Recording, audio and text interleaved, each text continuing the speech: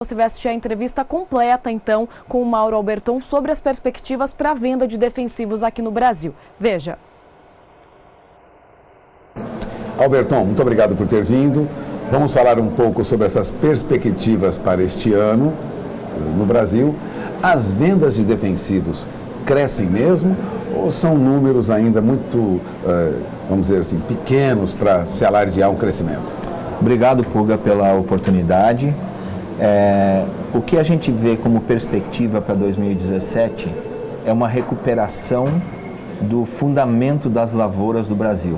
Se nós olharmos para as principais culturas em extensão no Brasil, que são soja, milho, cana e algodão, nós vemos que o agricultor vai enfrentar um ano mais positivo do que teve o ano passado, na maioria delas. Por isso há essa perspectiva de vendas crescentes de defensivos? Eu diria que é uma recuperação de anos onde o setor passou por dificuldades em algumas regiões, e a última safra nos trouxe já um resultado mais positivo. A gente vê aí números de diversas entidades mostrando que a safra de soja vai ser recorde, que o algodão está com uma boa perspectiva nas lavouras. Nós estamos no meio de uma produção ainda da colheita de soja. Algumas regiões já finalizaram, mas se pega todo o sul ainda está, vamos dizer, no processo de colheita, o Rio Grande do Sul iniciando.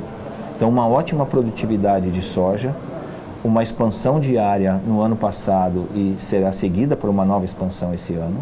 O milho vai de arrasto, né? A safrinha acompanha a lavoura de soja. A cana-de-açúcar voltando a um patamar um pouco mais positivo de rentabilidade, de saúde financeira. E o algodão também com uma perspectiva de preços que vai permitir talvez expandir a safra, e Mato Grosso mostrando uma recuperação diária. O algodão está muito bom na Bahia. Temos um ano positivo, estamos confiantes de que o setor, assim como outros, como máquinas, por exemplo, vai se recuperar e vai trazer resultados que a gente precisa para continuar crescendo no Brasil. Agora, temos tido um problema grave que preocupa, né, toda a indústria, seja de defensivos, a indústria de máquinas, e preocupa, lógico, também a Bayer, que é o financiamento para o produtor. Depois de ano difícil, de muita dificuldade, muitos estão em situação, vamos dizer assim, de dificuldade para obter crédito. Como a Bayer vê este ano diante desse quadro? Eu acho que toda dificuldade traz também uma oportunidade. A Bayer tem se preparado muito com um setor de barter mais sólido, com uma perspectiva de crescimento, cresceu nos últimos 2 anos e temos ainda uma capacidade de apoiar o produtor que tem dificuldade através de um barter que nada mais é do que um seguro para o produtor também, ao menos na precificação da sua commodity. E eu até faria uma divisão. Eu acredito que o Brasil pode ser que a média esteja com um problema maior do que outros anos, mas nós temos setores do nosso país que estão muito mais saudáveis do que o ano anterior. Nós temos produtividades muito boas no Paraná, Mato Grosso do Sul, Rio Grande do Sul, com um baixo nível de endividamento na média do produtor. E se a gente conversa com o setor de máquinas, já sente uma recuperação, e eu acho que isso, junto com um juro um pouco menor e a possibilidade de crescimento, traz também alguns setores com uma saúde financeira, vamos dizer, acima da média. Crédito não seria, então, tão grave como a princípio se esperava para esse ano de 2017? Eu acredito que ele vai ser você está certo nessa análise, mas ele é muito mais regionalizado, vamos dizer assim. Não atinge o país como um todo? Não atinge o país como um todo, não atinge todas as culturas. E essa flutuação do câmbio que a gente teve, realmente, para quem não se preparou, para quem não trabalha com um travamento da sua produção antecipado, realmente trouxe alguns problemas. Se a gente olha dólar há um ano atrás, no início de 2016, o dólar estava ainda em R$4 por dólar, né? Agora a gente está num patamar um pouco mais, vamos dizer, equilibrado. Esperamos que ele continue com menos ondas, né, que não são muito saudáveis para ninguém no mercado. Agora vamos lembrar que o Alberton dirige o departamento de marketing estratégico que está de olho lá na frente. Você trabalha na Bayer de olho no que ocorre no Brasil daqui a algumas décadas, né? Isso aí. De olho no que pode ocorrer com os números, com as projeções que você tem, o que você diria para o produtor rural? O Brasil em 2020, 2025 estará bem melhor do que hoje? Os fundamentos para o nosso crescimento, eu creio que são muito sólidos, né? Nós temos uma área disponível para crescimento de soja em pastagem degradada, que por sua vez vai trazer uma possibilidade de milho safrinha, que sempre acompanha, de algodão, que não vai competir por área, porque pode ir para safrinha. Eu vejo cana-de-açúcar também, a gente vê uma volta de investimento. Claro que cana-de-açúcar é uma cultura que você tem que pensar em 5 anos e não é tão curto, um ciclo tão curto como outras, mas nós temos todos os fundamentos para crescimento, né? E a gente, como empresa, investe muito em novas tecnologias que às vezes levam 10 anos para chegar no Brasil. E se nós olharmos as últimas ondas, as últimas variações que houveram, para ver a dificuldade que a gente tem em prever esse futuro. Se nós toma um exemplo aí, o surto da Helicoverpa, que em 2012 virou manchete nacional. Surpreendeu todo mundo. Nós precisamos 10 anos, basicamente, para trazer uma molécula para o Brasil, fazer os testes, suprir todas as demandas regulatórias e trazê-la para o mercado. Imagina a agilidade que a empresa, o governo, os órgãos precisam ter para esses casos de exceções. E nós temos isso como nunca tivemos. Nós temos um desenvolvimento acelerado de resistência de ervas, que atinge a maioria das culturas. Nós temos esse ano uma nova praga aí no milho, que é cigarrinha no milho, que está causando danos enormes. A ferrugem da soja continua sendo um desafio para nós, percevejo na soja. Então, a nossa vida, graças a Deus, ela é muito ocupada, mas para o lado de apoio ao produtor, de trazermos ferramentas que realmente suportem esse crescimento em área e em produtividade. Nós temos hoje lavouras de soja com 90, 100 sacas por hectare, não mais em pequenas parcelas, mas agricultores com 10, 100 ou 500 hectares. Ou seja, a perspectiva daqui para frente é de crescimento do agronegócio brasileiro. Com certeza, com certeza. A Bayer acredita nessa visão, vamos dizer, positiva do Brasil. Nós estamos aqui há mais de 120 anos, sempre apoiando, sempre investindo, e a Bayer sim acredita no Brasil. Nós temos um último investimento que a gente fez para mostrar o quanto a gente acredita no Brasil, é o CEAT, que é o Centro de Expertise em Agricultura Tropical, porque a gente precisa realmente adequar tecnologias para a nossa condição, né? Para a condição de agricultura tropical, que é muito diferente do hemisfério norte, onde você tem neve, por exemplo, no inverno, que acaba com as pragas, que limpa as plantas daninhas. Ajuda muito, né? Ajuda muito. Um clima lá ajuda mais. Nós temos milho 365 dias por ano no campo. Algodão, é bem mais difícil 300, aqui. Muito mais, muito mais. Mas a perspectiva é positiva. Com certeza, com certeza. Bom, você acaba de ouvir Mauro Alberton. Mauro Alberton é diretor de marketing estratégico da Bayer Brasil. Visão positiva para o mercado este ano e no médio e longo prazo também um crescimento, uma visão positiva da Bayer para o Brasil. É isso? É isso aí, Pulgar. Estamos aqui e vamos continuar crescendo com o agricultor brasileiro. Muito obrigado. Agradeço, Mauro, mais uma vez. Vamos encerrando essa entrevista. Voltamos ao programa. E nesta quinta-feira, várias empresas apresentaram seus lucros sobre o primeiro trimestre de 2017. Houve um crescimento muito grande em relação ao mesmo período, ou seja, os 3 primeiros meses de 2016. Acompanhe agora os balanços que foram apresentados hoje. Primeiro, o da Dow, que foi de 888 milhões de dólares de lucro líquido nos primeiros 3 meses de 2017, na comparação com 2016. bilhões, um aumento de mais de 5 vezes em relação ao lucro de 160 milhões de dólares nesse mesmo período do ano passado. Depois veio a BASF, que apresentou um lucro de 1 bilhão 860 milhões de dólares. Esse lucro é 23% maior do que no mesmo período do ano passado também para a BASF. E por fim, a Bayer, com um lucro de 2 bilhões 270 milhões de dólares, 38% a mais do que no mesmo período do ano passado.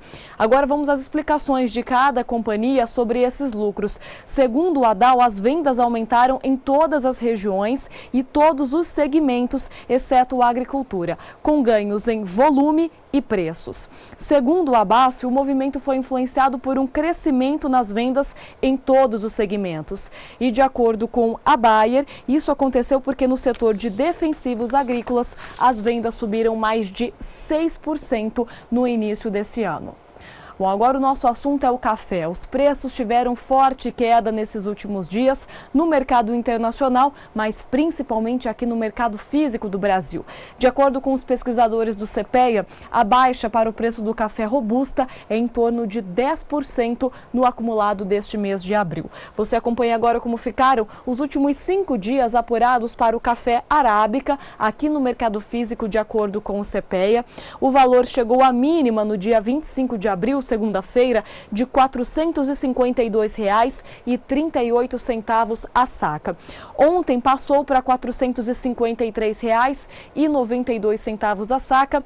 Mesmo assim, preço do café arábica com uma queda em torno de 5%, segundo os pesquisadores do CPEA. O início da colheita é que provoca essa queda nos preços. Agora, o preço do café robusta teve uma baixa bem mais acentuada do que o café arábica. Isso porque, no início da semana passada, os valores estavam ainda acima de R$ 400 a saca de 60 quilos e agora, lá no Espírito Santo, valores em torno de R$ 390 a saca. Ontem, o preço fechou a R$ 392,98 a saca de 60 quilos. Segundo os pesquisadores do CPEA, essa queda para o preço do café robusta acontece porque as indústrias estão mais retraídas no mercado físico. Elas esperam um início da colheita, um volume maior disponível no mercado para fazer as suas compras. Com isso, os preços tiveram essa queda. Vamos também agora ao mercado internacional de café. Começamos com os valores negociados, então, lá na Bolsa de Londres para o café robusta. Mais um dia de queda forte. Segundo os investidores, aconteceram hoje várias vendas no mercado futuro e aí, por conta disso, essa baixa. O contrato de maio agora R$ 1.878 por tonelada, com queda de 1,05%. Para julho, R$ 1.910 por tonelada, queda de quase 1%. Setembro, a R$ 1.925 por tonelada, cai 0,97%. E novembro, a R$ 1.932 por tonelada, queda de 0,97%. Os contratos do café arábica negociados na Bolsa de Nova York também tiveram queda hoje por conta do dólar mais alto. Quando o dólar sobe, há um impulso das exportações do Brasil e os preços tendem a cair. O contrato de maio a R$ 1,27 por libra-peso, cai 0,81%. Julho, a R$ 1,29 por libra-peso, cai 0,91%. Para setembro, R$ 1,31 por libra-peso, queda de 0,90%. E para dezembro, R$ 1,35 por libra-peso, queda de 0,91%. Agora, os contratos negociados aqui na Bolsa de São Paulo acompanham essas baixas do mercado internacional. Para maio, $150,15 a saca, queda de 0,92%. Setembro, $157,35 a saca, queda de 0,32%. E o contrato de dezembro, a $161 a saca de 60 quilos, tem uma queda de pouco mais de 1%, ou seja, o mercado continua bem negativo para os preços do café, seja o mercado futuro, seja o mercado físico. Esse início de colheita aqui no Brasil pressiona muito para baixo as cotações. Agora vamos falar sobre a previsão do tempo. Agora Juliana Rezende, da Somar Meteorologia, atualiza as condições do frio que está previsto para os próximos dias. Olá, Juliana. Olá, Rafaela. Olá a todos. O destaque para os próximos dias é para o frio na região sul. Agora uma massa de ar seco e frio atua, fazendo as temperaturas declinarem e também deixando o tempo mais seco, pois inibe as instabilidades. Agora o tempo é firme na maior parte da região sul, alcançando o estado de São Paulo e ainda o Mato Grosso do Sul. O risco para geadas ainda segue, principalmente nas áreas mais altas da região sul. As temperaturas mínimas agora podem ficar em torno dos 2 graus na região serrana do Rio Grande do Sul e do estado de Santa Catarina e também nas áreas mais ao sul do estado do Paraná. Mas esse risco para geadas ainda não se estende para as principais regiões produtoras do milho segunda safra, que se localizam principalmente na faixa mais a oeste do estado do Paraná. No decorrer do próximo dia, o tempo ainda segue firme na maior parte da região sul, agora o estado de São Paulo também e o Mato Grosso do Sul. As temperaturas ainda seguem baixas no início da manhã e pode fazer agora até 3 graus nas regiões mais frias da região sul. Então, pelos próximos dias, o frio ainda segue na região sul, mas não há riscos para geadas nas principais regiões produtoras do milho segunda safra. Volto com você no estúdio. Obrigada, Juliana, pelas informações. Daqui a pouco ela traz destaques da chuva para todo o Brasil.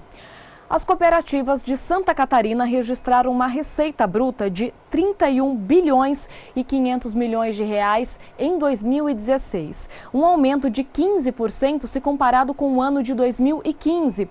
Os dados foram divulgados hoje pela Organização das Cooperativas do Estado, a OSESC. De acordo com a entidade, foi o 8º ano consecutivo registrando um lucro, um aumento na sua receita. E o estado de Santa Catarina tem 265 cooperativas, reunindo mais de 2 milhões de associados. As 52 cooperativas agropecuárias representam 63% do movimento econômico de todo o sistema de cooperativas lá do estado de Santa Catarina. E só essas 52 cooperativas agrícolas registraram um faturamento de quase 20 bilhões de reais no ano passado. Agora você vai acompanhar a cotação da vaca gorda nas principais regiões produtoras aqui do Brasil. Cotações da vaca gorda. Oferecimento Eprinex. Sua opção na terminação. Agora também injetável.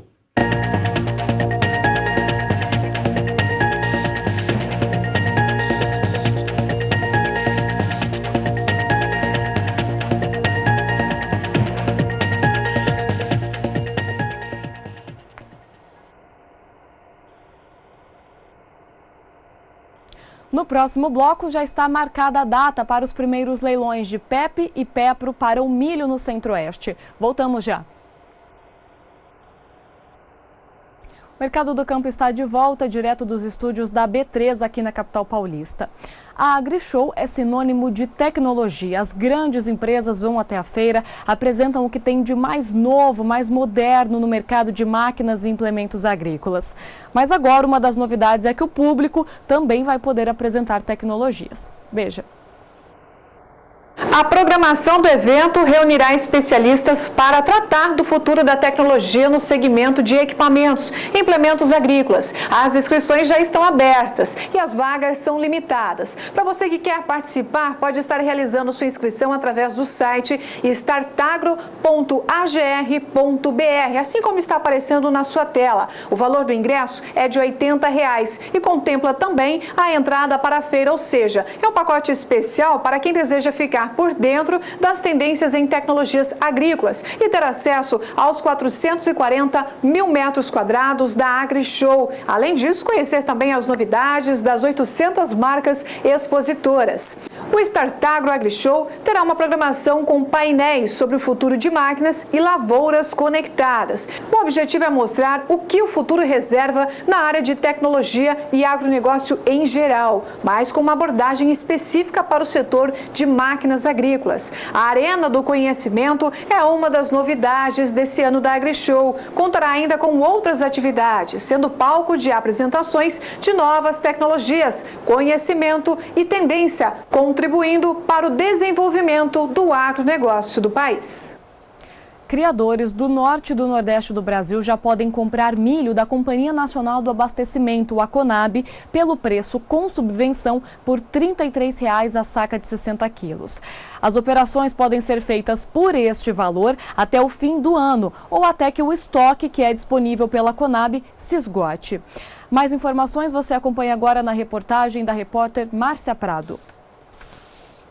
Ao todo, a Companhia Nacional de Abastecimento destina 200 mil toneladas de milho dos estoques públicos para os criadores das regiões Norte e Nordeste. A Conab garante que tem volume suficiente para atender mais criadores caso a demanda ultrapasse o volume definido inicialmente. O milho vai ser vendido aos pequenos criadores inscritos no programa de vendas em balcão da Conab. As regiões Norte e Nordeste contam com um subsídio especial do governo que permitem a venda do produto por um preço inferior ao valor de mercado. No momento de seca extrema, já há mais de 5 anos que os irmãos nordestinos estão passando, e as dificuldades também de acesso desse produto no norte do país, o governo editou uma portaria interministerial baixando o preço para R$ 33,00, e isso servindo, refletindo em grande apoio à manutenção da atividade econômica, que é a pecuária de pequeno porte. É importante dizer que os estoques estão bastante generosos, tá? O governo liberou 200 mil toneladas só para a região norte e nordeste do país, sem esquecer do atendimento das regiões do sul do país, sul e sudeste, centro-oeste, que têm plantios de milho satisfatório, portanto os preços também estão favoráveis. Então os estoques estão totalmente supridos para o atendimento dos pequenos criadores. No outro ponto, o acesso para esses pequenos criadores, como eu falei, tem que ser de pequeno porte. É muito simples, eles têm que simplesmente se dirigirem a uma unidade da Conab, seja ela em qualquer das unidades da federação, e nós estamos representados em todas elas, levando seus documentos, os documentos da propriedade, atestando o plantel, a declaração de plantel que eles são realmente de pequeno porte, e eles serão atendidos. Os interessados devem procurar a superintendência da Conab mais próxima. O limite é de 10 toneladas de milho por produtor nessa operação. Márcia Prado para o SBA.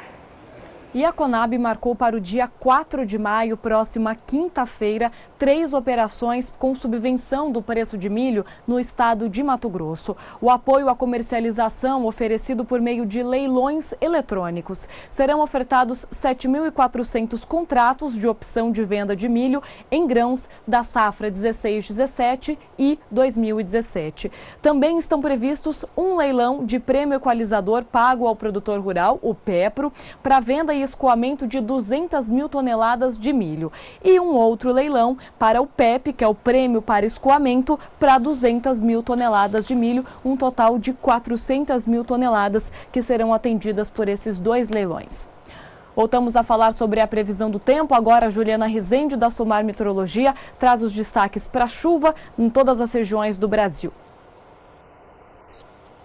Ao longo dos últimos períodos, as instabilidades têm se concentrado principalmente na região sul e na região norte e têm garantido altos índices de umidade do solo nessas áreas. Nas áreas em rosa, a umidade alcança até 100%, enquanto que na parte mais central do país as chuvas têm perdido intensidade e, por conta disso, em algumas áreas, a umidade do solo entra em declínio.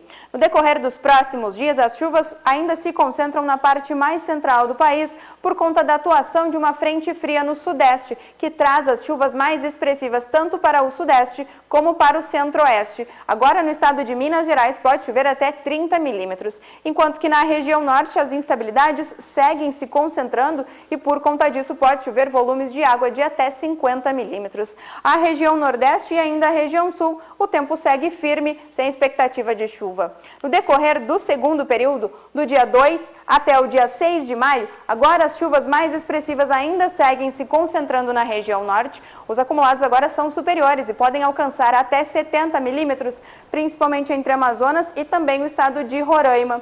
Também segue chovendo de forma bastante isolada ainda na região sul e partes da região centro-oeste. O centro do país agora quem predomina é o tempo mais seco, o que favorece as atividades no campo.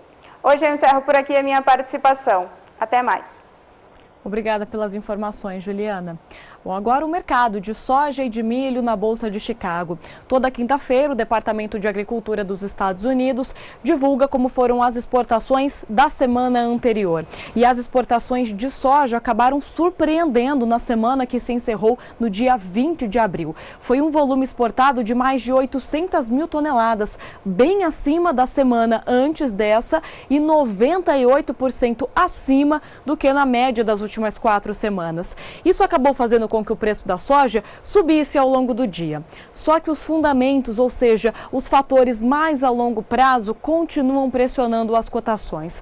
Há uma boa exportação lá nos Estados Unidos, mas também tem uma oferta muito grande na América do Sul e também há um plantio que segue bem avançado para os norte-americanos. Com isso, os preços da soja zeraram hoje, ficaram praticamente estáveis. Maio sem modificação a $9,45 por bushel. Aí os contratos de julho e agosto tiveram uma alta bem leve de 0,07%, sendo negociados ali em torno de $9,60 por bushel. E para setembro, $9,55 por bushel, também praticamente o mesmo preço do fechamento de ontem. Já os valores do milho tiveram uma melhor reação com esses números da exportação lá nos Estados Unidos. Só para ter uma ideia, na semana passada foram exportadas quase 1 milhão de toneladas, 31% acima do que na semana anterior e 18% acima do que na média das últimas 4 semanas.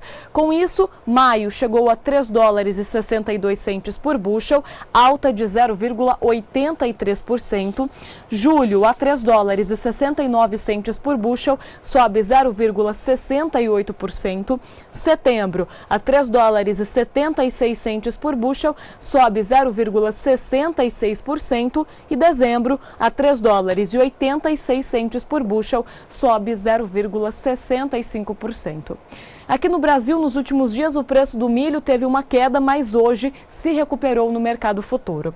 Contrato de maio a R$ 28,21 a saca, sobe 0,39%.